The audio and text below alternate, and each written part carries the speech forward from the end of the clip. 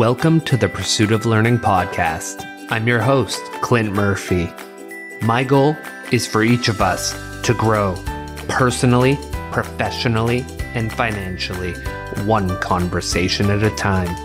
To do that, we will have conversations with subject matter experts across a variety of modalities. My job as your host will be to dig out those golden nuggets of wisdom that will facilitate our growth. Join me on this pursuit. Today's episode is one that you are going to enjoy. Two things that are always important for me for life advice. One, it comes from lived experience. Two, it's actionable advice. Nate does both. We talked about his book, You're Too Good to Feel This Bad. And Nate shares simple, actionable advice he tested on his journey of recovery. It was as if I was talking to myself, because a lot of these things also worked for me on my journey, and I hope they work as well for you. Enjoy the conversation.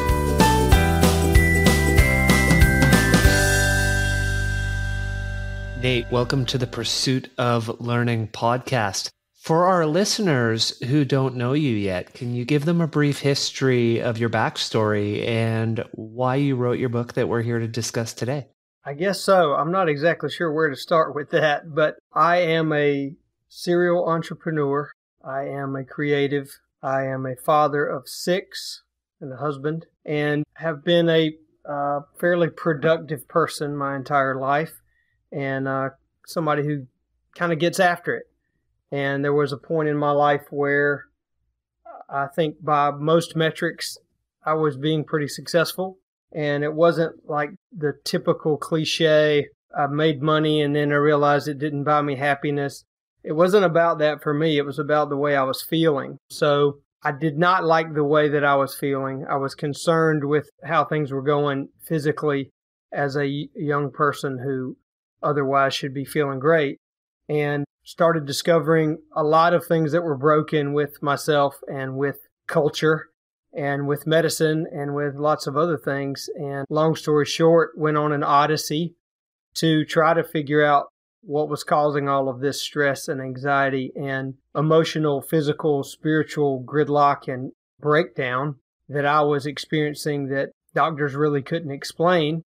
And I thought maybe I had a brain tumor or something really strange, and it turns out I was just under a lot of stress, even though I was happy, even though things were going well, and I had to start to figure out how to convince my body that I was not in fight or flight mode all day, every day, and that was a multifaceted journey.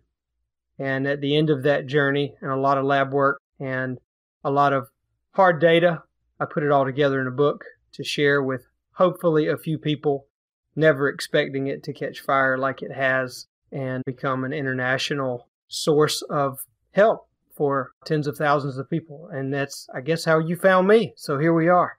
You bet. And Nate, how old were you when you experienced that? I'm going to say that when I really got aware that I needed to do something, or that maybe something could be done, maybe 36 is when it started. And then I was really deep into it, 38. I'm 42 now. So I've had a couple years of functioning well. And so I have something to compare it to. And kept a lot of notes and a lot of interesting lab work along the way. It's interesting because I went through the same thing somewhere around 37, 38. I'm 44 now. So as I was reading your book, it was very relatable. And I can share with you a bit of how it felt for me and get your feedback on how it was feeling for you. And as someone who, like you said, gets after it and had a history and a track record of always running hard, when I was younger, I'd be able to take a weekend, maybe a week, recharge the battery, and all right, we're back at it. We can run hard again. But all of a sudden, around 37, 38, it just stopped working. The engine wouldn't refill. There was no more gas. I took a weekend off. I took a week. I started sleeping a little earlier, but just nothing would refill that tank. And you joke when you're young about running until you burn out the adrenals, but you actually to some extent can do that and shut your body and system off. So was that similar feeling for you where there, like the gas was just out of the tank and there was no recovery like when you were younger? I don't think it was as much feeling out of gas or out of energy. And I think I did recover. I was still able to recreate and recover some, but I was having a lot more physical problems, stomach pain, headaches, insomnia like crazy, night terrors, skin problems, just all this weird stuff that didn't seem to relate. And there was some of the, you feel like you don't have as much gas in the tank, but stopping was never really an option for me. And until I deliberately made that a priority to slow down, so I just kind of kept going, but my headspace was falling apart. And so it got to a point where I think I trained my body to be high octane and go, go, go. And maybe somewhere the age factor kicked in, maybe just good old fashioned burnout. And you can't keep doing it that way without a new source of nutrition, without a new source, a new schedule, a new recovery modality or whatever it is. But so, yeah, for me, the thing that worried me the most is all of these weird physical things that were happening, all these food allergies and all this stuff that was coming out of nowhere. And I just didn't feel good. And I don't want to hurt. My back was hurting. My neck was hurting. It's like, I'm in good shape. This is not supposed to happen. But it wasn't a muscle problem at all. It was a focus, a breathing, a sleeping, a how you're thinking problem. And yeah, man, I was in a bad way. But I was still performing. I was still high functioning. Nobody knew I felt like trash, except maybe my wife. But I did. And I really thought something was really wrong. Like they were going to do a scan and find some sort of pituitary tumor or, something weird that would explain all of this. And nothing explained any of it. There was no science for it. It's interesting because, it's not funny, but interesting because lately I'm so tired right now and I just keep thinking to myself, maybe I have a tumor or something instead of maybe I should just go to bed earlier. Yeah, maybe I'm just tired. Yeah. Yeah, maybe I'm actually just tired. So I love that. Yeah, I do. There's something to do with stages of life, though. And men are bad at talking about the reality of life because we have this persona and the ego and, I'm not struggling and I'm out competing everyone else. And, everybody's got all this smoke and mirrors. But maybe if we were all honest, we would find that at 36, 37, this is a normal phase. Just like if we talked about year 7 of your marriage, there's probably something that we all experience. And year 10 of having children, or I think that after 15 years in a career, you need to go do something else because there's just burnout. But we don't talk about that. And it's almost taboo to talk about it. So maybe there is something that you and I experience together that is purely predictable if we just talked about it. I don't know. And it is interesting because we both use very similar language about the way we were approaching life leading up to that. And even as I read your book and read the ways you remedied it, the one that we'll talk about early that I've never been good at is the sleep, but almost everything else on your list is stuff I'm like, oh yeah, tick, tick, tick. And so there are ways that we can address it. And what I really appreciate about the book is that you wrote from a lived experience. So for those who are listening, we're talking about Nate's book, You're Too Good to Feel This Bad, an Orthodox Approach to Living an Unorthodox Life. So we'll talk a lot about what's in there and take you through some of it, but not the majority, so you can go and buy the book and learn the rest. And Nate, one of the things you point out in the introduction that I think is a very good groundwork, framework for our listeners to think about as they start to listen to what we talk about is the importance of small decisions. And I always like to illustrate that if you make those small, smart decisions plus consistency plus time, you're going to get the exponential results. Can you talk a bit about the importance of the small decisions and the consistency in what we're talking about for the listeners who are going to hear what we go into today? Well, I think that when it comes down to it, all of the important decisions in life have small steps, have small components. I don't know how to differentiate what's a small step and a big step, because if you're moving in one direction and you stop, Well, physiologically, that's a small step. But as far as your life track goes, it's a huge step. If you turn and just face the other direction and you haven't even taken a step yet, you've just stopped what you were doing and turned to get a different viewpoint. That's a massive thing. And so it's like, okay, pick anything that you want to work on, and there is a first step, and it should be small. And I think we should never discount a step that is a legitimate change. So if I want to get healthy, well, at some point, I have to start doing easy workouts. I have to stop buying trash food. And it's like, it may be that simple. Today, I'm not going to buy Oreos at the store. I'm not going to buy cookies. Like, how laughable is that? But if that's your vice and you actually refrain from buying that day, that is potentially going to change your life, your relationships, your income, your happiness, your energy level. And all it was not picking up that one thing off the shelf. So the sleep thing, if all it means is I'm not going to drink alcohol, that's huge. Or I'm not going to drink caffeine anymore. That's huge. Or I'm just going to have a bedtime. Like, that's massive. It actually moves things. So, if we're talking about relationships, if you're in a bad way with your partner or your spouse and things are on the rocks, well, you can't fix it all in one day. It took you a long time to get there, and it's going to take a long time to get back. But today, I'm not going to raise my voice whatsoever. I'm not going to do that. I'm not going to speak to my significant other like a dog. That's something. It's huge.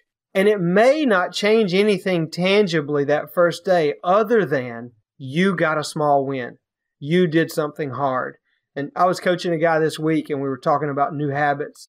And I said, the first time you do something, you're no longer someone who hasn't done that. The first time you go skydiving, you're no longer a person that won't go skydiving. You're a freaking skydiver. You just did it.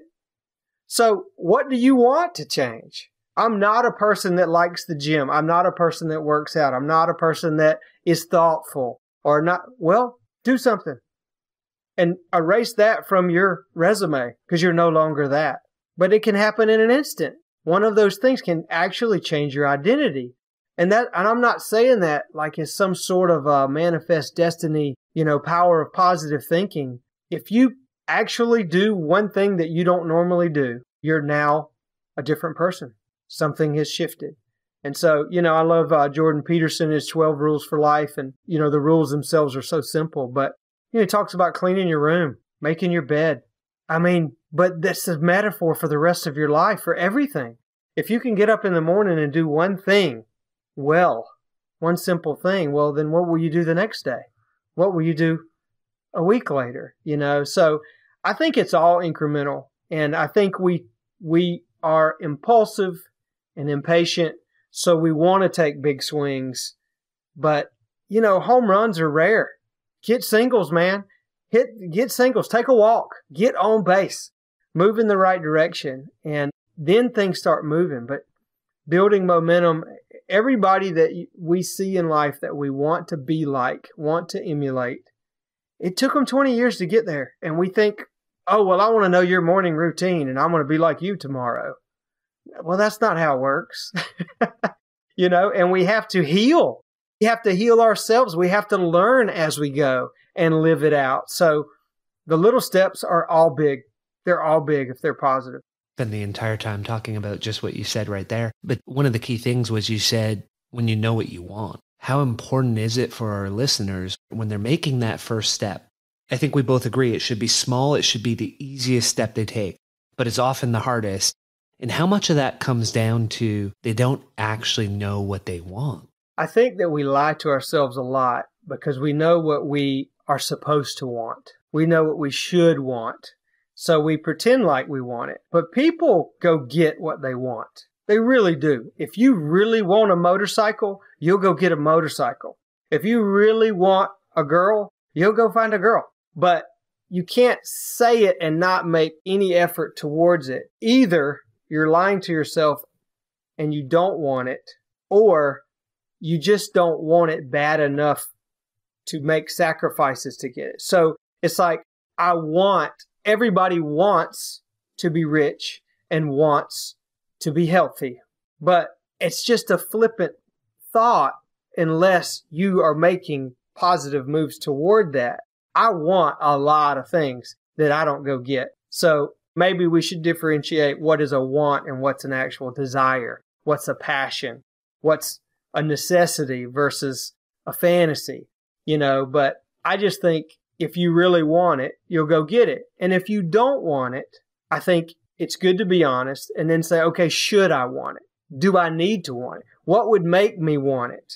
And this is what when I'm coaching a lot, I'm trying to frame these desires. And there's only two ways to motivate people. There's only two: pleasure and pain. So if you're not moving, either that the pleasure of attaining it is not compelling enough to pull you towards it, or the pain of not doing it is not great enough to repel you from it. So if those things aren't grossly out of balance, you just hang out in the middle and you just talk about your wants.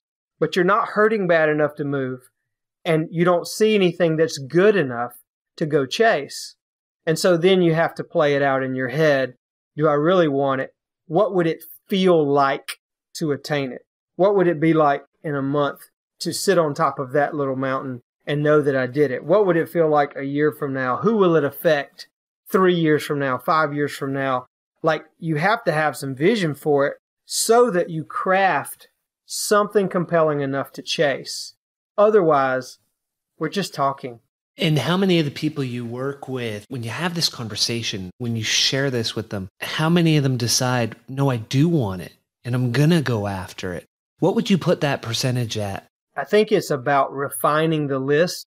I think everybody's got a few things that they really do want to go after.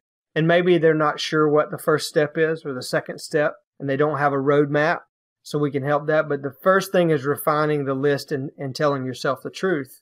And is this really of value? Do you really want this? Is this really a pain point that needs to be solved? And for the ones that, we usually chop that list up and we say, okay, there's 8 things on here. And we narrow it down to there's really 2 that matter. There's really 2 that are causing most of the pain in your life and 2 that would actually make you fulfilled and feel good about your life. Let's just focus on that and stop all the other noise for now. And then, people, when we start painting a picture of what it's like if you don't change and what it's like if you do, I would say once we refine the list, 80, 90%, get after it and start chasing it. And maybe they need some accountability. Maybe they need a little help along the way and they stumble and you get lost or you get down because it's taking too long or whatever. But progress is progress. If you're moving toward the goal, you're seeing progress and you can't deny it. And I think fulfillment and happiness come from progress. I really do. Whether it's tiny or monumental, if you can look at yesterday and today and see that you're moving towards something good and beautiful and holy and better, well, then you can be happy with your life, even if you haven't gotten there. And getting there is not the fun part. It's the journey. The journey. Well, it should be. And if you can align that journey with your mission and purpose, it's even better. And so when you do that deep work to figure out, why am I here? What do I want to be doing? And now let's take the baby steps so that I get there over time. But let's dive into the book. So the first area we're going to start, we'll jump around probably throughout the conversation, but mostly go in the order of what you talk about. And this is the one I suck at. And I know it's the one I need the most work on. And that's sleep. The last couple of weeks, I was averaging 4.5 to 5.5 hours per night. I don't think that was good. Yesterday, I decided I would cold turkey quit coffee after reading the book and commit that by the time I got on the show, I'd be at least 48 hours without coffee. Not a great combo. So why is sleep so important for us? What determines whether we have a good or bad sleep? Like, what are the rhythms and etc.? And what are 2 or 3 of the ways that you say, hey, here's 2 or 3 ways that you could easily improve your sleep for anybody? Yeah. Well, it's so important because all of our recovery happens while we're sleeping. Our neurology, our physiology, like everything benefits from sleep. And you cannot do peak work. You cannot be creative. You cannot be patient. You cannot be level-headed and clear thinking. And so those are all more mental things, but also your muscles don't recover. So there's all of these things. Your digestion doesn't process food correctly if you're not sleeping. So now you're malnourished. And then it's just such a cascade. But it's a critical part of healthy living. And we culturally have been extremely disrespectful to that truth. And we now work all the time. We drink alcohol all the time. We drink caffeine all the time. We kind of do this thing now where it's, I want to work 12 hours a day. And then I want to hang out and have fun a few hours a day. And then I want to sleep 4. And I need to get up fast. So give me the triple espresso. And then at night I need to go down fast. So give me the vodka. And it's just a train wreck. It's a train wreck. So we can talk about killers for sleep. And then we can talk about things to get it back in a line. But the biggest thing to getting on track with right sleep is simply rhythm. It's just rhythm. Our bodies want to be in a rhythm. Your circadian rhythm, your natural rhythm, wants to go to bed and wake up at the same time every night. And your body, when it gets on that schedule, starts to learn and can trust you so that it knows when to digest food, when to produce energy, when to actually relax. But if you are like me, there was a time when I would go to sleep. I'd lay there forever, thoughts spinning, going crazy. And then I would wake up in the middle of the night with 7,000 thoughts. Like I never actually shut it off. My brain's still just rocking, the hamster on the wheel, and then fall back asleep. And then 2 hours later, you wake up and you're problem solving again. And I just don't do that anymore. I've broken that cycle. But when I started tracking sleep and realizing how little of the REM sleep, the deep sleep, was actually happening, it was jarring. And I thought maybe I was one of those few people that just doesn't need a lot. And for years, I convinced myself that that was the case. But I can tell you now, that was an absolute lie. I manufactured that idea. We tell ourselves that as we gulp down the espressos. Right. Well, and other people would tell me that. I don't see how you have this kind of energy. It's amazing. And so you're like, oh yeah, I'm Superman. That's what the deal is. So I can just do this forever. But you're not doing peak work if you're sleeping 4, 5, 6 hours a night. You're not. And you don't realize what you are capable of until you get on the other side of it. But emotionally too, man, like when you're tired, everything irritates you. You're impatient. So all day you're in this kind of just tense, crazy mood. And you've run a marathon all day. And that's not the way it's supposed to be. So the rhythm thing is huge. And the way you establish a rhythm is so ridiculously simple. You have a bedtime and you have a wake time. And you set an alarm for both. And you actually live by it. That's how simple it is. This is free. And you can take all the sleep pills you want and do all this other crazy stuff. But it comes down to, I need to go to sleep at the same time and wake up at the same time every day. And it takes about 3 weeks to convince your body that you can be trusted. And then you start getting in that rhythm. And it works. But caffeine has a super long half-life. It's 12 hours. So if you have a cup of coffee at noon, it's still in your system, affecting melatonin release, which affects you going to sleep. At midnight, it's still in there and it's still working. Alcohol absolutely kills sleep because you're not sleeping even though you're tired. You're sedated. And it's just like if I gave you an IV in the operating room and I zapped you for 8 hours while we're having a procedure and then I wake you up, you're not rested. You were just sedated. You weren't sleeping. You're not doing a sleep cycle. So alcohol sedates you. So do other drugs that people take for sleep, like prescription drugs for sleep. You're not sleeping. You're just being sedated and tricking yourself that you're getting good sleep because you didn't wake up, or at least you think you didn't wake up. But you're not getting sleep. It's not real sleep. So sedation and sleep are not the same things. What's happening in your body is totally different.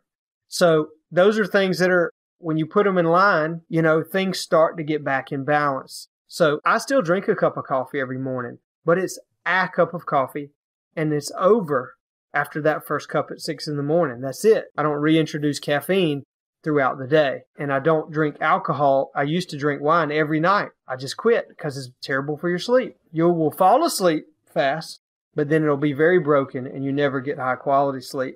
So those are two, but also lights, screen time is a big one.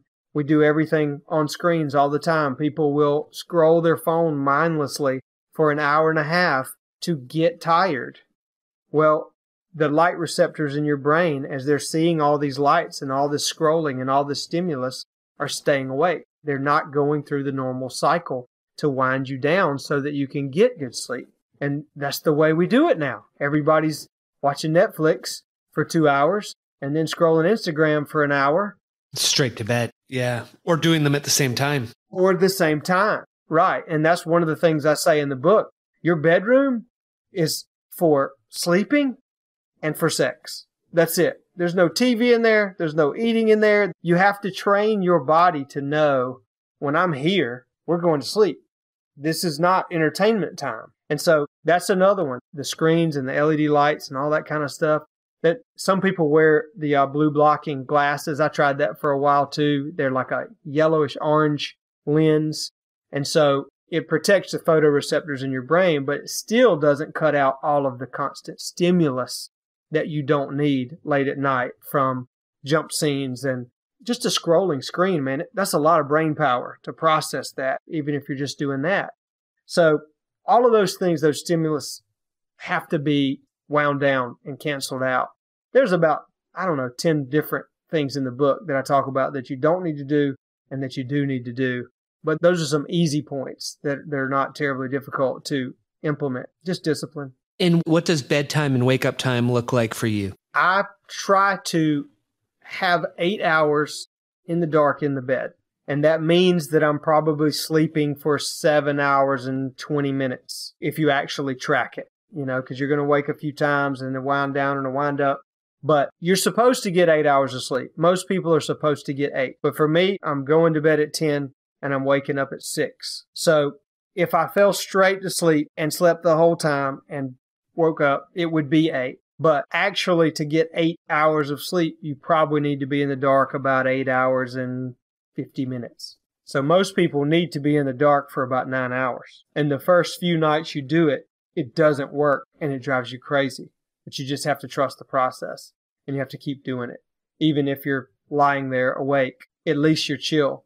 At least you're not getting stimulus. And over time, your brain starts to change those cycles. And then the biggest thing, I think even more important than the bedtime, is the wake up time, because you want to keep that consistent. Same time every day. Yep. Wake up at the same time every day. So, because sometimes you're going to go out with friends, you're celebrating, you're at a wedding, you're out to dinner, you're something, and you're a little late getting home. Well, then you would think intuitively, well, to get 8 hours, I need to, since I'm going to bed an hour and a half later, I need to sleep an hour and a half later. But that disturbs the rhythm. So you still need to get up at the same time so that your body stays in that rhythm. And then maybe you take a nap during the day, or maybe just the next night you really crash at the correct time and you reset. But you don't need to change the wake time. Yeah, that's a big one. Yeah, it's usually how we screw up on Mondays because we sleep in on Sundays and then the rhythm's broken. And okay, so the next one is we pivot. So we covered sleep. The next one, you may laugh at me because on Twitter, I wrote a thread about this and people had said that I jumped the shark, but I pointed out that a majority of us don't actually breathe properly. And for many of us, it seems like you and I were aligned. We went through a lot of our lives as mouth breathers and then learned all the bad things about it and tried to convert and learn how to breathe properly, learn how to become a nose breather, etc. So what does that look like for you? What is proper breathing? And what are some of the areas where you see people making a lot of mistakes in how they breathe? I think that proper breathing for me and for, I think, everybody should be using the diaphragm. So your stomach is moving, not your chest. When you take a big, deep breath in, your lungs are triangular and they're wider at the bottom. All the air, the maximum air flows at the bottom. And there's more alveoli in the bottom section because the trunks of the tree branch out. So all of the most efficient exchange of oxygen and carbon dioxide happens in the bottom. But most people are breathing with their chest. So they're overworking to get the same amount of oxygen into their bloodstream where they could move less oxygen, less muscle movement into the correct areas and get more bang for their buck. So it should be in the diaphragm. It should be further down so your stomach's moving. Your belly button should be moving and not in your chest. But most people, when they get stressed, when they get winded, from exercise. When they're breathing heavy, you're seeing a lot of shoulder movement, you're seeing a lot of chest movement, and that's all wrong. So it should be low, physically low in the body, and it should be calm. Even if you're working out, it should be calm. You should be taking slow, full breaths, not fast panting, not shallow pumping, but slow, methodical stuff. And if you see yourself throughout the day and catch yourself being anxious, being jittery, being impatient, being irritated, and you simply decide, I'm going to be aware of my breathing and do it right, it's incredible how fast those things will change, how fast your attitude will change. And there's a lot that goes with it too, because to breathe correctly, you have to sit up taller. You have to have your shoulders back. But there is some amazing, freaky research about the power of posture and what it does neurologically for your brain. You can literally get hits of dopamine just by standing correctly and by poking your chest out and putting your shoulders back, raising your neck up. Like just by changing your pose, you can make depression cycles stop and get a hit of dopamine or a hit of adrenaline. That's crazy, man. And it's free. All you have to do is be aware of it. And this is not some cheap little thing that's so negligible you can't notice. This is measurable in lab studies immediately. Massive changes in hormones in minutes just from changing the way you're sitting or standing and breathing. It's fascinating stuff. But most people just go about life unconscious of their breathing, never think about it. And the thing that we do all day, every day, more than anything else we do in our life, no one's ever taught us how to do it. No one's ever taught us how to do it correctly. That's crazy, man. And do you practice any breath exercises, whether it be box breathing, breath holds? Are there anything you do in your breathing regimen that help you with that? For me, as an example, box breathing. If I'm in a meeting, super easy way to just get the heart rate down, get calm, get comfortable and in the flow. What's that like for you, Nate? Whenever I catch myself in a bad way, when I'm a little off, I'll always try to recenter and do some breathing exercises. I do throughout the day do breath holding exercises. I can't say that I recommend that for everybody because there's some technique that has to be observed, and I don't have the time to go into all of it here. In special situations, if I'm about to compete, if I'm about to hike up a mountain on an elk hunt, if I'm going to do a heavy lift in my garage, I may do some special breath work for those acute situations. But for the most part, it's just trying to recalibrate all day long and be aware of how I'm breathing and just try to consistently breathe well. And anytime that anyone in my house, there's 8 of us that live here, so there's plenty of opportunities. Anytime anybody is upset, angry, irritated, nervous, whatever, I stop and make them breathe. And they call me out on it too. And whether it's a 4-year-old or a 42-year-old, it's the right thing to do. And it works every time to get your head back, get your feet under you, and to refocus. It's super important. And you just have to be aware of it. And in the beginning for me, I wrote sticky notes everywhere that just said breathe on them. And I'd stick them all over work, all over my vehicle, all over my computer, wherever. So I was constantly seeing these notes all the time and reminding me. But I don't need the notes anymore. It's part of daily life, to do that. And I'm conscious of it all day. And when I sit down to read, I know that's the time to breathe. When I sit down to meditate, I know that's the time to breathe. When I sit down to eat, I know now, breathe well while you're eating. So I'm thinking about it all the time. But it takes a little while to be aware. For a while, you were doing taping, not only while you sleep, but during the day. Was that one of the ways that when we look at how we learn things, we have a bad habit unconsciously, then we're consciously aware of the bad habit, and then we have to be consciously aware of the good habit. So your way of doing that step before you have the awareness you do now was to just tape your mouth closed during the day while you weren't, at meetings or in public. Yeah, so that was in particular to learn how to stop breathing out of my mouth and to start using my nose and to make that a permanent change. And that was very effective for me. I know that's a weird one. Some people probably would not want to do that. But yeah, I taped it up, hours every day. And that was just to make the switch from mouth to nose. And I have some broken bones in my nose from fights and things over the years. And I had obstructed airways. And it took a while for me to be able to breathe well through my nose. But over time, the body adapts, and it worked out fine. But so that was one of the ones I just forced myself to do. I also put a Velcro strap around my chest, like at nipple height, and wrapped it around and closed it tightly on an exhale. And then I would wear that strap all day. And when I started chest breathing, I would hear that Velcro strap making noise and stretching, and it would remind me, push the air back down. So lots of little things like that, just as reminders and techniques for me to break bad habits. I guess electroshock therapy would work too, but I didn't try that.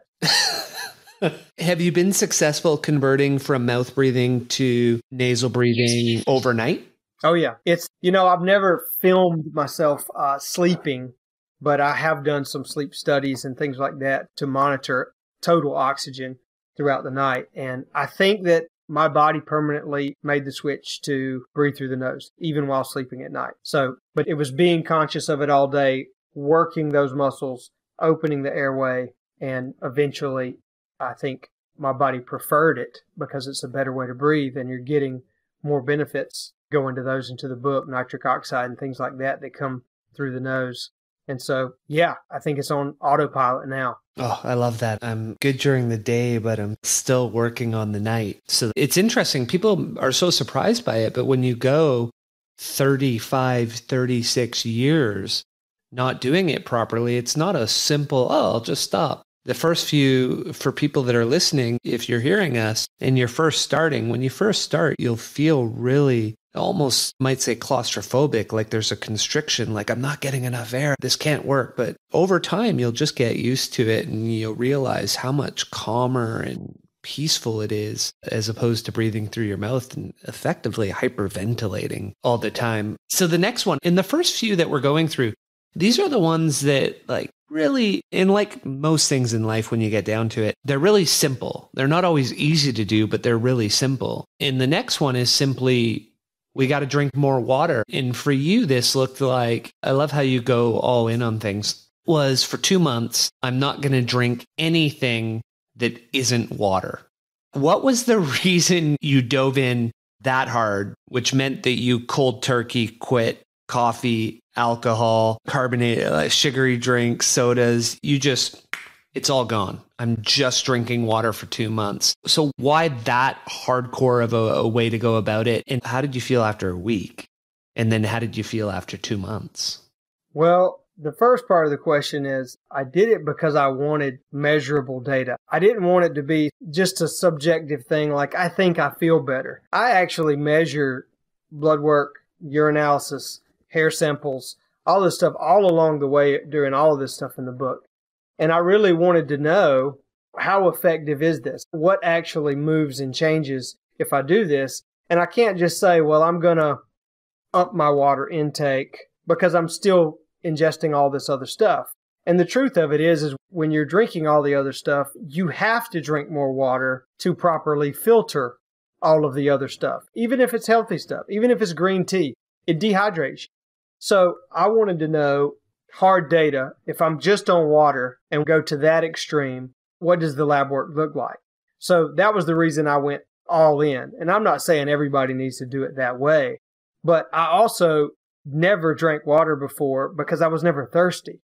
It wasn't that I disliked water or that I loved sodas. I just was never thirsty. I would have a whole meal and never think to drink. And maybe that was a terrible thing. I don't know why it was that way. Now I'm thirsty all the time, which is pretty strange. But I used to never urinate either. So I think I was chronically dehydrated and not filtering the way your body is supposed to. So I was probably storing up lots of bad things in my system that needed to be cleared. So that was the first part of the question. The second, on how I felt and how the first week went, it was just boring to me in the beginning. I didn't like to drink water.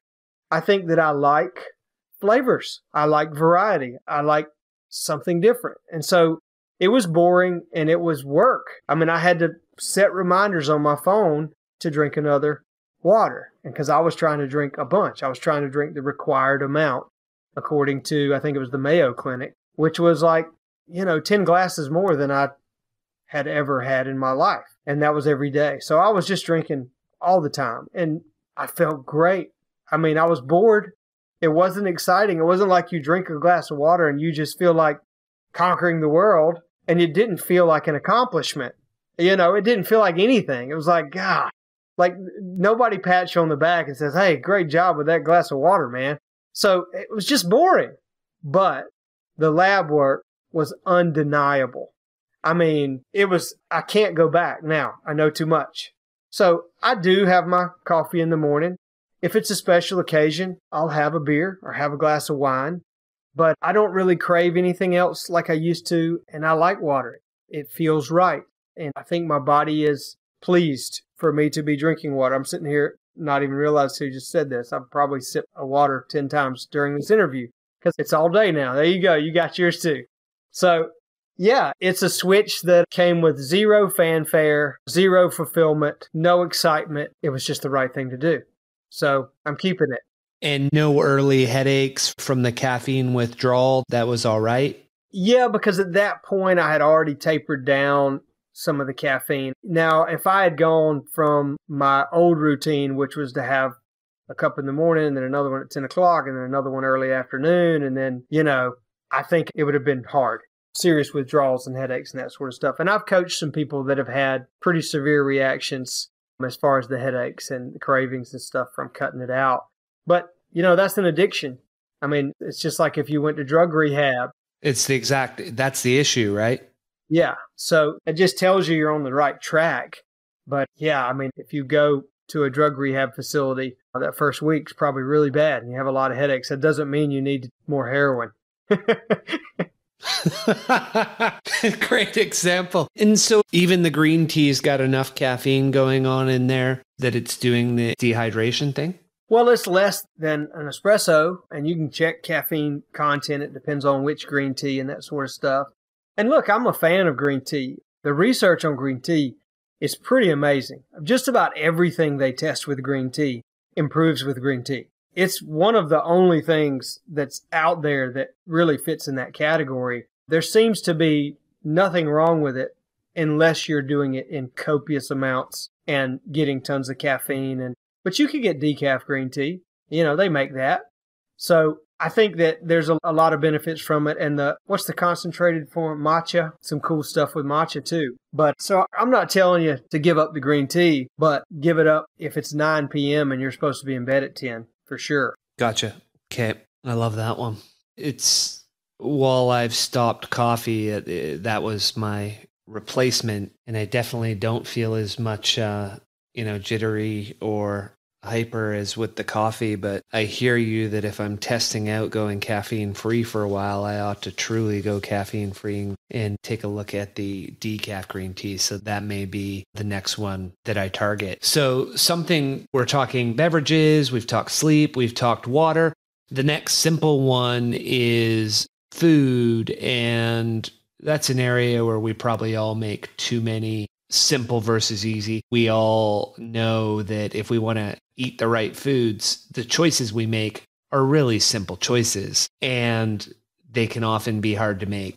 Marketing, the way they manufacture food to appeal to our taste buds, et cetera, et cetera. What are some of the simple choices that you make at home to make sure that the right stuff's in the fridge and in the cupboards so that I'm going to make good choices?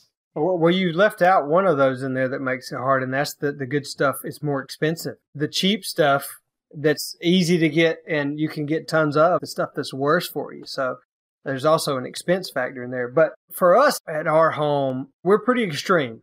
We are all natural. So that means no food dyes, no artificial sweeteners, no preservatives, nothing on a label that you can't pronounce or that has 9 syllables and 3 numbers in it. I mean, there's so many things on these labels, nobody even knows what they are.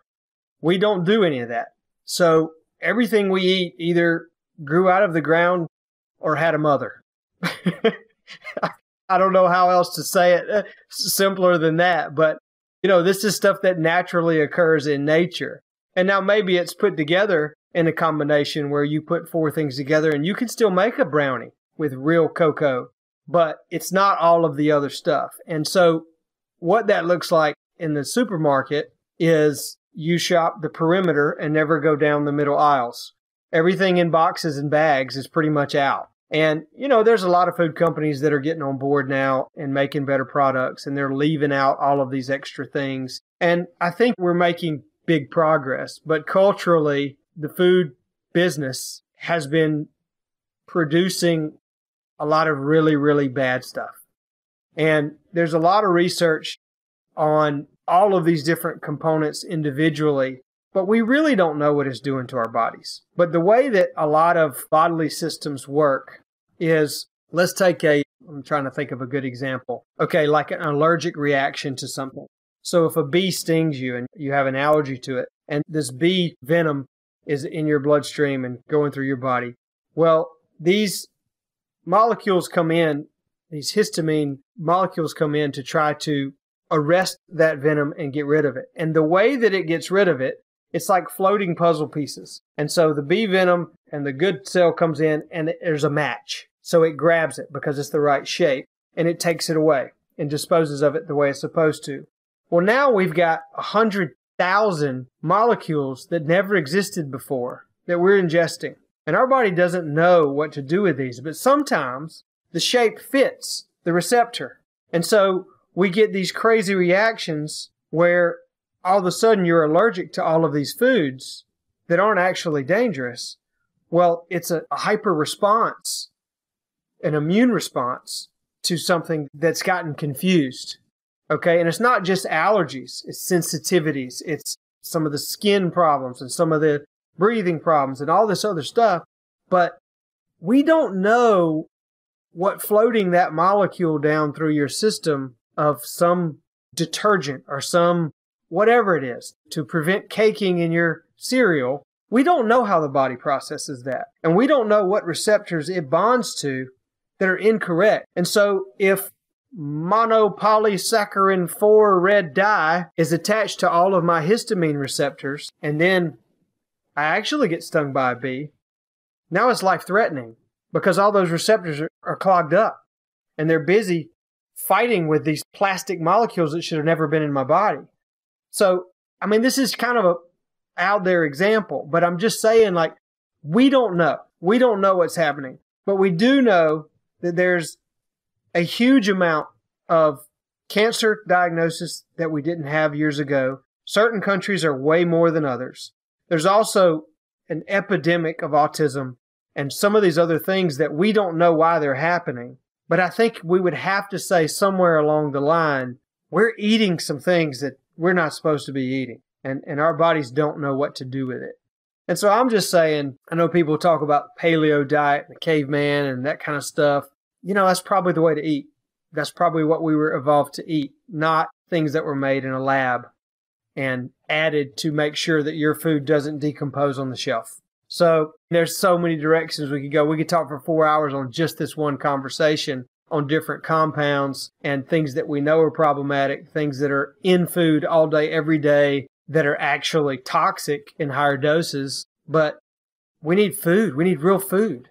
We don't need food-ish substances that are being marketed to us because they're easy to produce and high in calories. Well, it's not only marketed. I mean, you can't help but notice when you're traveling, and I love America, so I don't want this to come off the wrong way. But as a Canadian, if I'm traveling in Europe.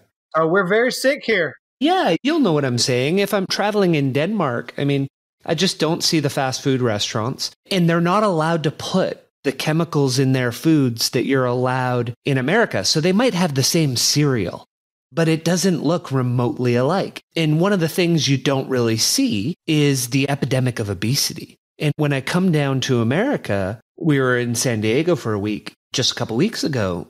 There's fast food everywhere. And the quantities of the servings, sometimes it feels like I'm eating double what I would eat if I was here at home. And I'm just blown away. Like, is the purpose to make people obese? Like, it just doesn't feel like it's setting humans up for success. No, and it's so out of whack. I mean, because we could scrutinize the fast food chains for portion size, which is out of control. We could scrutinize the actual growers of the product for what they're putting in it and the way they're processing it. We could scrutinize the government for allowing it in the school system so that children, 11-year-olds are having Coca-Cola with their lunch at school. And we're getting them addicted to this behavior and normalizing it to the point where, yeah, man, being 100 pounds overweight is normal. Well, that's a broken society. We have failed in a huge way in America. And it's cheap and it's easy to come by, but it's so convenient. It's so convenient. And I think that's the hook for most people. I mean, people where I live, most people don't cook anymore. They don't grow anything. It's all fast. It's all convenient. It's all in a microwave or in a drive-through, and you pick it up and you eat it in your car. It's all messed up. And in America, we don't walk anywhere. We don't do that. Everybody has a giant SUV and they drive in it alone to get their French fries. It's just, there's so many things wrong culturally. I'm embarrassed. I'm disgusted by it. And it's these kids. I'm a clinician. I'm a dentist. And I see a lot of nutrition problems, a lot of them. And I'm seeing children with totally bombed out, rotten teeth at 8, 9 years old. And it's like, these are supposed to last you for 80 more years. And you've already ruined them. Like, what in the world? And it's sugar. It's nonstop sugar all day long. And that's part of our culture. But it's a big mess. But I do think we need to, as consumers, be aware of what we're eating and what we're drinking and where it comes from and exactly what's in it. Yeah, not only for ourselves, but you have 6 kids, which just blows me away. The amount of energy you have to have just to do that. I have 2 boys, 14 and 11, and I think a prime responsibility is making sure that when they go out into the world as young men, that they're physically, and we've talked a lot about the body and physicality in the first half. We'll talk a bit more about the mental side, but is just arming them for success in life. And I think food is one of the biggest ways we need to be able to arm our children for success. Yeah. Well, and it's a drug. It's a way that a lot of people find comfort for a lot of other problems. And that's something that isn't talked about enough either. But it is a drug. It is an addiction. And it's no different than you over drinking or smoking or taking controlled substances or whatever it is. It's to pacify an uncomfortable spot in your life. And if you're addicted and have to have that, well, at some point we have to have a hard conversation about what's really going on in your personal life that's making this so hard, because nobody wants to be obese. Nobody wants to be obese. And it's happening all over the place. Well, there's got to be a reason. It's meeting a need or you wouldn't do it. So that's another chapter, I guess. Hey, we're going to get there when we talk about the unconscious. So next one, we're going to shift a bit to the mind. And I love this one because you actually referenced it a little earlier when you were talking about shoulders back. And the idea here that we're talking about is how throughout the day we can make subtle shifts in our physiology that actually rescue us from suboptimal states. And a few things that you talk about: power poses, deliberate movements. Going into a meeting,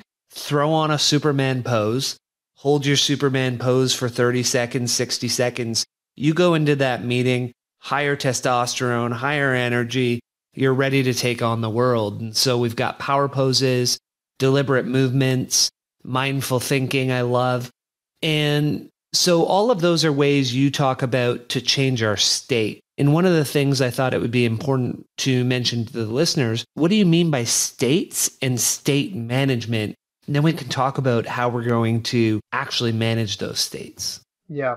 Well, state to me, when I talk about it in the book, I try to define it, but that's one of those things it gets a little difficult to define because everybody has a different idea of what it means. But I'm talking about your emotional state, where your mind is, what you're thinking about, how you're feeling would be the easiest way to break it down. Now, that does involve mental and physical and maybe even spiritual and emotional, but it's really how you're feeling in the moment. And so if your state is, I'm depressed, well, you will manifest visible signals to let me know that, even if you don't want me to know that. And your physiology and your language, all of these things go into that state, and that's a learned state. And so you realize, think about somebody right now that you know is depressed. There is a certain universal body language for depression. So you're slumped over, your shoulders are forward, it's a shallow breathing, your voice is a little lazier, slower cadence with your speech, there's no volume, there's no power, and you're thinking about what's wrong. You're thinking about everything that's negative. And so my question that I pose in the book is, okay, if we changed the physiology, if you sat up straight, if you took a big deep breath in your diaphragm, if you put your chin up, if you put your shoulders back, if you started speaking with some boldness and some clarity, and you started thinking about everything that's going right in your life right now, everything that you're grateful for, would the depression change? And it's a 100% affirmative that it does. This is measurable with brain scans. So all I have to do to change your depression is ask you a few questions and get you to answer them in a different way than what you were thinking. And that changes. So what comes first, the thinking or the physiology? Well, it doesn't matter which comes first. They're both ways you can control a state. So let's do them both. But they come together. It's a package deal. So we do have to manage our state to determine the outcome of what we're about to get into. I don't know the examples that I gave in the book, but this just happened recently. Before I go travel, I travel a good bit. I always run scenarios in my mind so that I'm prepared for things to go wrong. So if my flight gets delayed, if I'm dealing with somebody at the baggage counter that's totally rude, if they're out of rental cars, if I can't get a cab, or whatever, something goes wrong. They misplaced my luggage. I get pickpocketed. I lose my wallet, whatever. And I go ahead and premeditate how I'm going to behave, how I'm going to respond. And man, it's amazing because I used to just go about it. And if something really ticked me off, I would react. And I would react to the person at the counter. It wasn't even her fault, but I was going to react. And then I was going to let it affect my day, and which affects the people around me. And all of this stuff, and it's a cascade, and everything falls apart. And then you get to your vacation destination that you just paid out the wazoo to go to, and you're pissed. And now you're just ruined it for everybody. When it should be like, you know what? This is an imperfect world. Luggage gets lost. It doesn't matter. That lady is doing the best she can. She's probably had a worse day than me. Matter of fact, I know she has. So how about I offer some encouraging words? Maybe give her a tip. I don't know. But I'm not going to let acute events drag me into a bad state, which then ruins the 1,000 things that come next. So sometimes it's prevention and sometimes it's rescue, because I'll realize that I'm in a bad state, or someone will let me know that I'm in a bad state because of my thinking, because of my physiology, because of my attitude. I'm just so triggered and so angry and blah, blah, blah. It's like, whoa, this is not right. Everything's wrong. Everything's wrong. I'm going to change everything I can. And so I mentioned in the book some of the crazy stuff I do, but my goal initially, as soon as I recognize I'm in a bad state, is to break the pattern immediately by whatever means necessary. And that literally means sometimes I just sprint out the door. Just go sprinting down the street as fast as I can run, because now I'm breathing, now I'm moving, now the scenery's changing, and now I'm thinking about something else. Sometimes it's flipping the switch of positivity and gratitude and stop reflecting on the bad stuff. Sometimes it may be a cold shower. It may be doing jumping jack, anything, but like break the pattern, because your brain is running that familiar pattern. And there's about 40 things that are contributing to it, and you have to break the cycle so then you can redirect it. And do you ever use almost like a version of a safe word with your wife or kids that says, hey, if you ever see me getting into one of these states, just tell dad, breathe, whatever the word is. And because you mentioned earlier when one of your kids is getting in that state, you'll have them calm down and breathe. Like, is there a safe word that triggers for you that you're like, okay, wait, okay, I hear you. Let me step back from this situation where I was going into a wrong state. Let me check myself, and now I can fix it. Yeah. Well, in my house, there's two words, and sometimes they're not safe, but they're necessary. And that is state change. That's it. I mean, so. State change. Okay. So straight up. Yeah. Everybody in the house knows about it. We live this stuff, man. I didn't just write this to try to become an author and sell a couple cheap books. Like, I do this stuff, and everybody's doing it in our house, all of this stuff. And so, yeah. Sometimes I will be the one to tell one of the kids, I think we need a state change. Sometimes my wife will tell me, I think you need a state change. But it used to be that everyone was reminding each other. Now it's to the point where it's kind of self-policing, and we'll catch it before it gets to that point. And now, instead of my wife saying, you need a state change, she'll say, you just made a state change, didn't you? I'll disappear for a minute and I'll come back and I'm all better. She's like, you just did it, didn't you? I was wondering when you were going to do that. I was just about to tell you need to do that. But it's part of our routine. And look, man, you got to have credos in your home. You got to have rules to live by, and you got to have a vision. And for us, it's about peace. And so when there's this many people living in a small space, there's going to be conflict. There's going to be annoyance. And there's going to be triggers that get you off. But if the goal is actually peace and everybody in the house knows it, then you can call somebody out and say, hey, I think you need a state change because the peace has been violated. And it doesn't have to be accusatory. It doesn't have to be rude. It's just, I think you'd benefit from a state change right now, don't you? Yeah, that's a beautiful way to do it. We actually appreciate it. You're like, yes, I do. Thank you. I'll be back. I'm going to do that right now.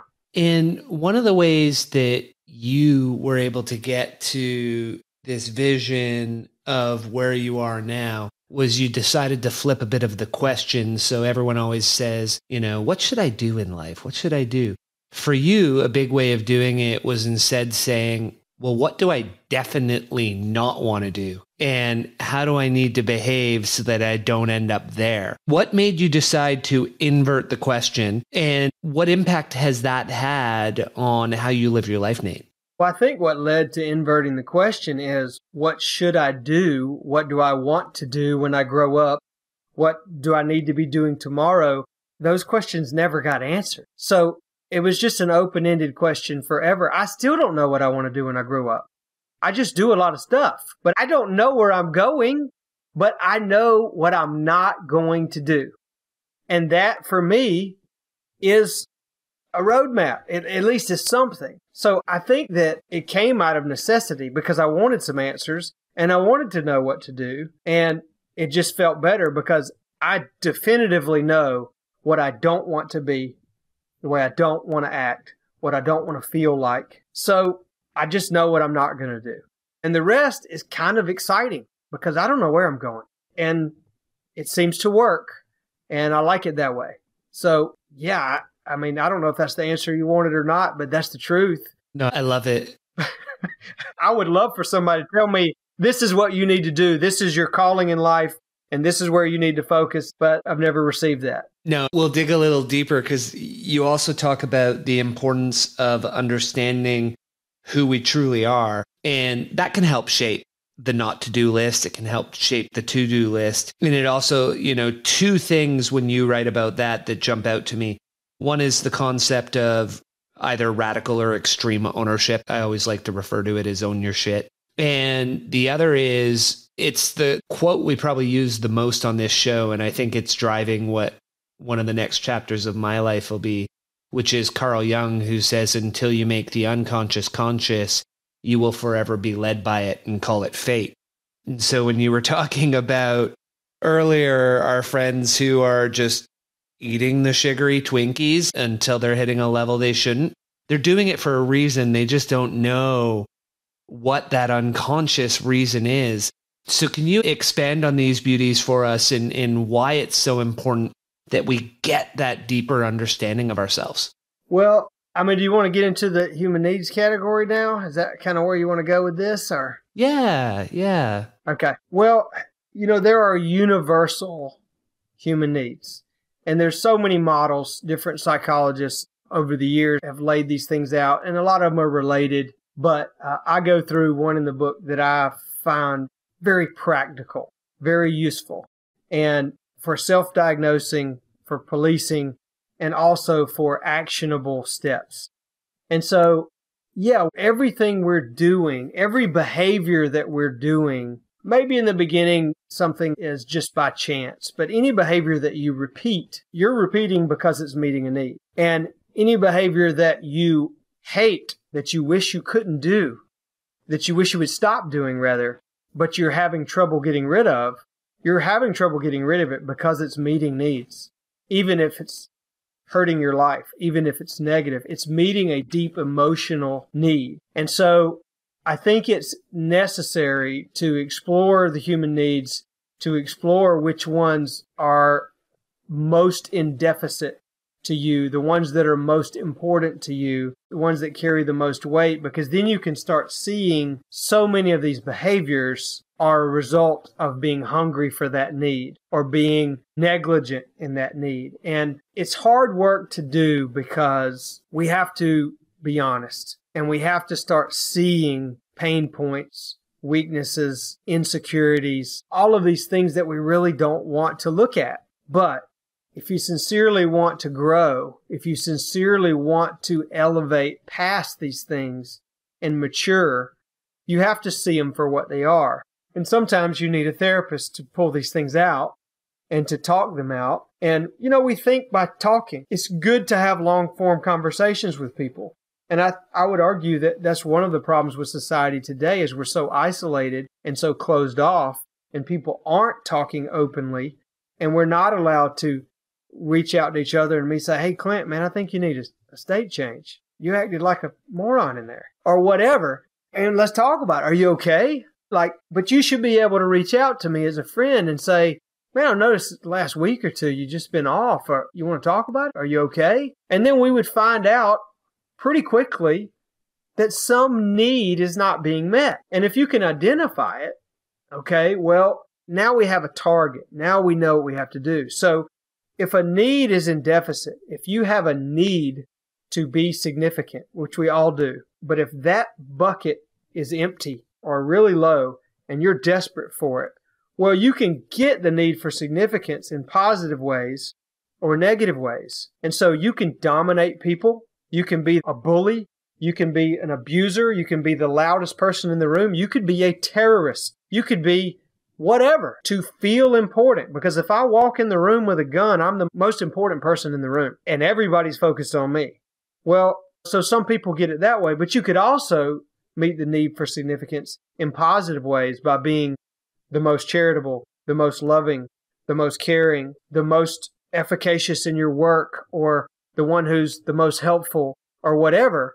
But usually the faster way to get it is the negative way, because the fastest way to have the tallest building in town is to burn down everybody else's buildings instead of building it one brick at a time and doing it the long way. So, yeah, we have a need for significance. We have a need for certainty. We have a need for variety. We have a need for love and connection. Well, that's another one that if you have good relationships, then that category is not starving.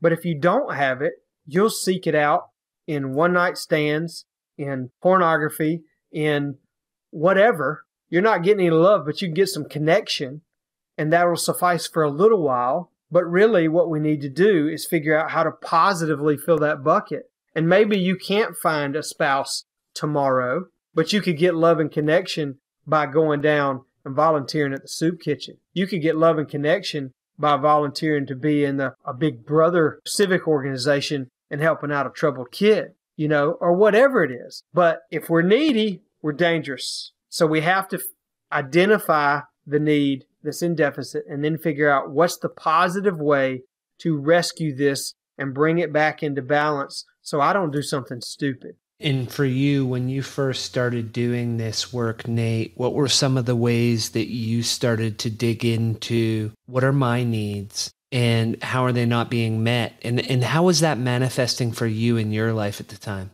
Mine change a lot over time. One of the practices that I do when I'm coaching is we talk about these 6 needs and we try to identify the 2 that are most important to you, because about 80% of your behavior is coming from those 2. And so my top 2 used to be significance and variety. And so I would try to mix life up so much for the variety. And because I just hate monotony. I hate doing the same thing every day. I want to have multiple businesses. I don't want to do the same job all day, every day. I want to go different places on vacation. I don't want to go to the same place every time, whatever. So there was a way to meet that need for variety, and also new friends, new experiences, new books, new foods, everything. But along those lines, as I'm exploring all that variety, I also need to feel significant and important in all of these other arenas that I'm dabbling in. And so I would run over people.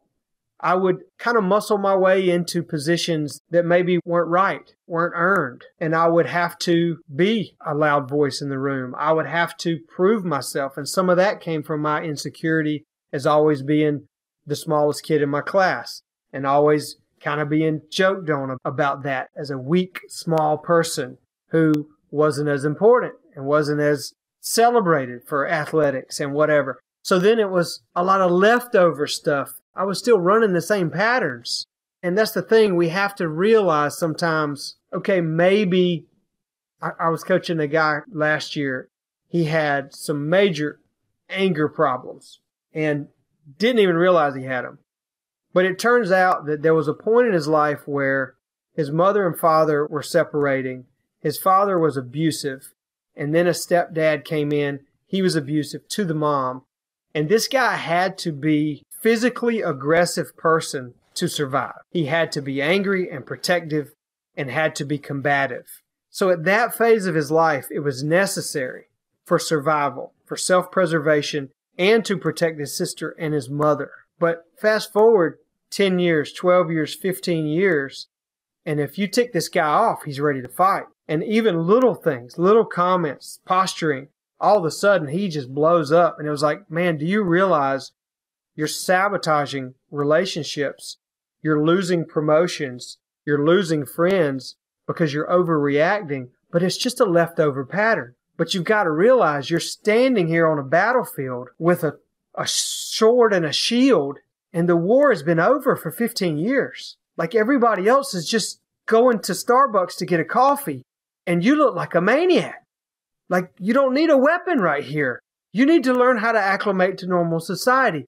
That thing was good at one time, but now it's overstayed and now it's bad. So I kind of got off track there. But my point was, some of these needs are left over from long ago. And when you see them for what they are, these dark things especially, the definition of darkness is the absence of light. Well, when you shine the light on it and see it for what it is, you don't need that anymore. It's not even a necessary part of your life. It's just left over. And so when I realized I don't have anything to prove anymore, I don't need to flaunt success or to tell you how much I can bench press or whatever other stupid thing. Well, now the need for significance is not so needy. And so then something else can swap places. So things change over time. And there are temperaments, there are personalities, and maybe your two stay that way together. And they're not all bad. I mean, my need for significance is still there, just like everybody else's. But now I can do things that actually help people and feel special for doing that. And that's a lot better than really hoping you said the wrong thing so I could hit you in the mouth and prove to everybody watching that I'm a man.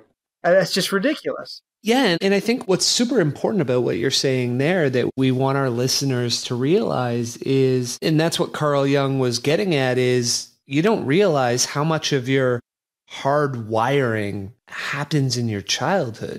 We're not even aware that we're still behaving at 44 the way we did at 8 years old when our dad screamed at us or he told us we weren't good enough. Like that's literally driving us for the rest of our lives. until you sit down with either, your psychoanalyst, therapist, or you sit down and do some shadow work. You join a men's group and they take you through a father wound exercise. And you're like, holy shit, I'm still wounded by what my dad said to me when I was 6, or that my mom always forgot to pick me up after school. So I feel abandoned, I feel alone, and I chase the wrong thing to make that feeling go away. So I love that you went there and that you gave those examples.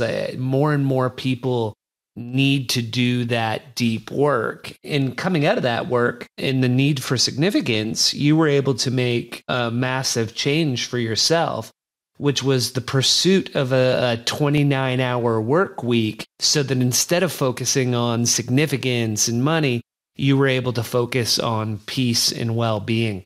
What drove that decision for you, and how has that looked? We're years after you made the decision. How's it looking for you today, Nate? Well, it's less than 29 hours now, so it's looking better.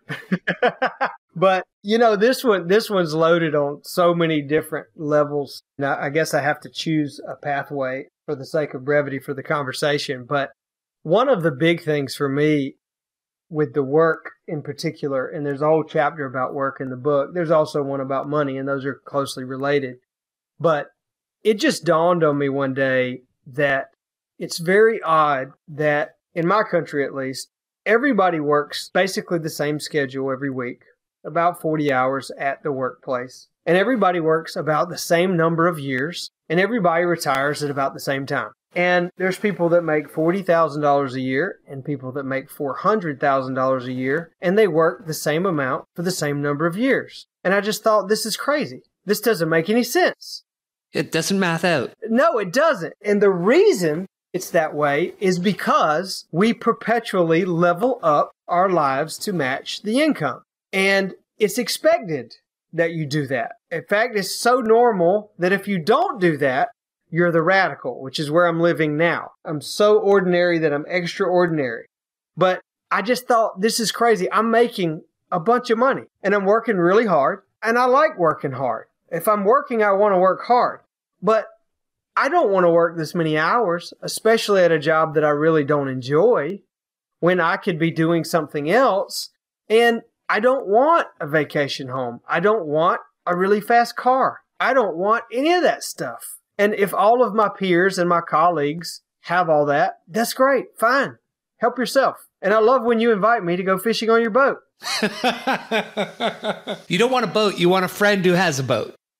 That's right. And I've had boats, and they're a lot of work. But so for me, it was like, okay, so that was one part of it. Okay, if I am actually productive and efficient and intelligent, I should be able to work less and still make my family work. So that was one part of it. But also there was stuff about I wasn't having the time and the margin to do a lot of the things that I really think are important and that matter and that actually give me life and juice me up. And so, well, that's another part that factors into that. But then there was this thing of the realization that every job swells to the time you allot for it. If I say, hey man, I need you to make this presentation and make a nice slideshow and do the speech and blah, blah, blah, and I need you to show up and do it in 2 weeks, you're going to work on it for 2 weeks. But if I said I need it tomorrow at 4 o'clock, you're going to work on it for 1 day. And the product is probably going to be pretty close to the same. So I really just started testing at my own workplace. Okay, what if we took our 5-day work week, shaved it to 4.5? And my goal is we're going to do the same amount of production in less time. So we cut out half a day on Friday, which everybody loved because now you have an extra half day for your weekend. Well, unbeknownst to me, it was pretty easy to produce the same amount. Everybody was happier. Everybody was motivated. It worked easily. And so then I said, well, that's pretty remarkable. We'll do that for a little while and see how long it lasts. Maybe this is a fad and maybe people are just trying to impress me and, kissing up a little bit. But it maintained. It sustained. So I said, okay, well, let's go to 4. What do y'all think about us not working on Fridays and you making the same amount of money? And we'll work 4 days a week. And I said, as long as everybody puts out the same amount of product, then we're going to cut it to 4. and y'all will still make the same amount of money, and you'll have an extra day off every week. Everybody was down with the plan. We tested it out, and it worked. We didn't lose any production. The same revenue came in, the same paychecks went out. And so then it was like, well, how far can you go with this idea? Like, how much waste is there in a typical work day that is normal and permissible? And what if we just eliminated all the waste and decided when we're working, and we're playing, but we're not mixing ever? And so we just kept pushing it. And I ended up, when I wrote the book, with 29 hours as the sweet spot. But I can tell you now, I've cut that 2 more times since then. And I'm essentially working 2 days in my private practice as a dentist, which is a nice job. It's a high income. But I'm doing 2 days a week there. And then I'm homeschooling my children 3 days a week, spending time doing other recreational activities. I'm doing volunteer work. I'm doing charity work. I'm having time to say yes when people say, hey, can we talk? Which happens to me a lot. I'm sure it happens to you too, because you're a knowledgeable, nice guy. And they're like, I can trust this guy. And so it just happens. So they say, hey, man, you got any time in the next month where we can get together? And I'll say, how about tomorrow? How about now? What are you doing right now? And so I'm available because there's margin. And that's work I want to do. And along the side of that, I've been able to launch a few other little products on the side, launch some other businesses, get into some other endeavors that are more passive income. And I enjoy those things. I enjoy building things. I like making things. I'm a creator. And so now, okay, I don't make as much money as I would if I were doing dentistry, but my enjoyment in what I'm doing and my fulfillment in life and my availability, all of that stuff is better. And the bottom line is, I don't need the extra money to buy the thing so that you think I'm successful. I don't want it. I want to actually feel good. I want to feel good. And I want my wife to say, I can't believe that we get to live this way, which she says every single week on less money. So I'm here, man. I'm not going back. I'm not going back. I'm sold. I'm in. That's a beautiful spot to end it for the listeners. So much more in the book to read. Nate, do you have time for a final fast forward question that we do with all of our guests? Man, I just told you I'm available. Hit me. I love it. Okay, so we'll fire 4 quickly at you. What's one of the most influential books you've read? Oof. So this is always hard for me to recommend books because I batch books. I get on a topic and I'll read 4 or 5 and they all get squished together. And I don't know who said what, but and I read a lot of spiritual books too, and I know that's not necessarily a good recommendation for a lot of people, but one that I just had pure delight in reading was The War of Art by Stephen Pressfield. Have you read that one? You know, it's one of those interesting ones. There's 3 or 4, and this is one of them, is because I share a lot of similarities to you. It's almost like for a lot of our conversation, it's like I'm talking to myself. We even look like brothers. Yeah, I know. We even look alike. Resistance has never been one of the things that gets in my way. So I got 25% of the way through and thought, I'm good with this. I'm going to put this one down and let it go. But the 25%, I was like, this is a book I could recommend to a lot of guys that are in my men's group, a lot of people who, like, you talked about it early in this conversation, the first step. The baby step, they don't take that step. And so this is a book where you want to hand it to them and say, hey, you need to take some steps. Here's a book on how to do it. Well, for me, it wasn't just the resistance piece, which I think is what speaks to most people most prominently in that book. But for me, it was him kind of framing, and Seth Godin, I don't know if you've ever read any of his stuff. He's good about this too. But it's like, if you are a creator, if that's part of what you do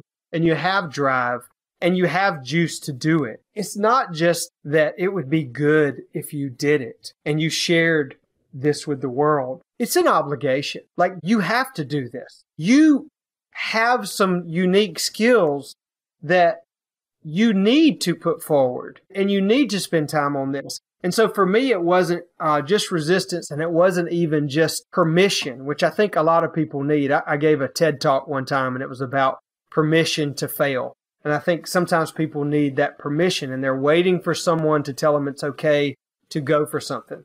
But for me, it was, no, you have an obligation to put forward things into the world and to develop things and to move them because this is what you were made for. This is specific to your makeup. And so that was a good one.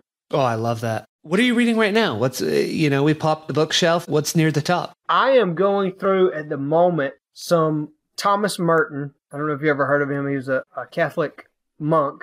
I am going through his lectures that he used to give to the young friars, the brothers who were becoming monks in their seminary school. So he's talking a lot about your vocation, your calling, but he's also talking about self-sacrifice. He's talking about humility.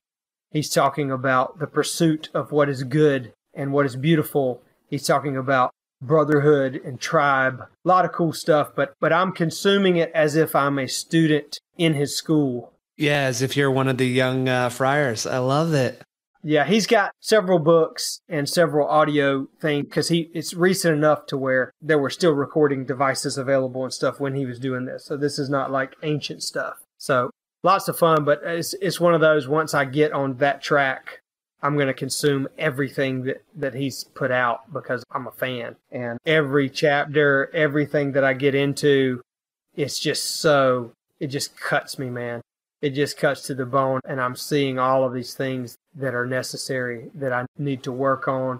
And he also talks about cycles and the trajectory and the steps involved in just growth in general.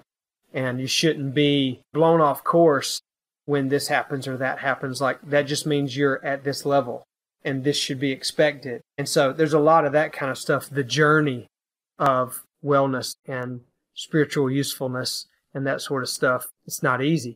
And so you have to prepare yourself, especially when things are going well.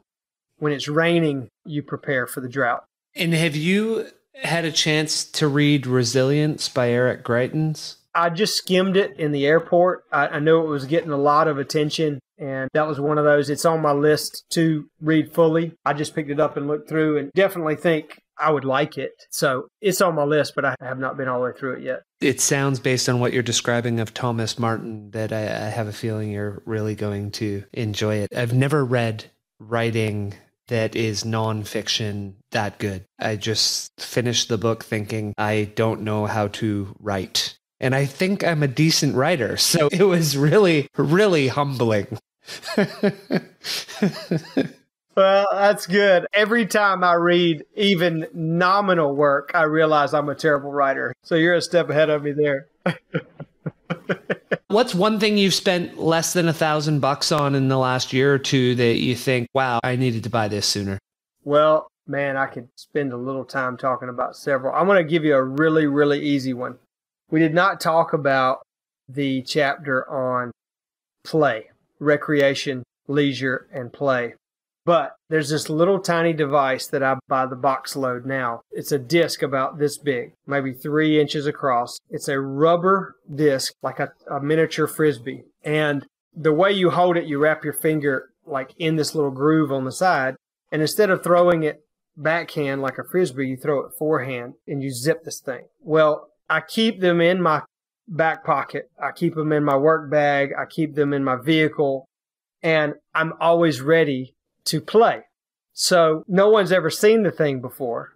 So I'll be inside, outside, wherever, and I'll just nod at somebody and say, hey, catch. And I'll zip it to them. And it's so satisfying to throw this little thing. Everybody likes to throw a Frisbee, especially once you get the rotation, right? But it's so small and so easy to travel with. So I am engaging people in play all the time, even strangers. Like I could be walking down the sidewalk and yell at somebody and say, hey, catch. And we'll throw it back and forth a few times or something, or a friend, or we're in the office and we're talking. And I'm like, while we're talking, catch this. And we'll problem solve while we're playing with this thing. They're like $12, which is a total ripoff, but because it's like 10 cents worth of rubber. But anyway, if you look on Amazon or something, or eBay, you can search for Zip Chip. There's another one called a dynamic disc, and I can't remember those, but it's like bright yellow colored. Zip Chip or dynamic disc. Love it. Yep. But it's so small. It'll fit in your back pocket. And if you get it out and start playing with a friend, they will immediately ask, where did you get it? And how do they get one? because it's that much fun. But it's $12 and it brings joy to people and it makes people forget what they're doing for a minute and just play. For that reason, I think it's very valuable.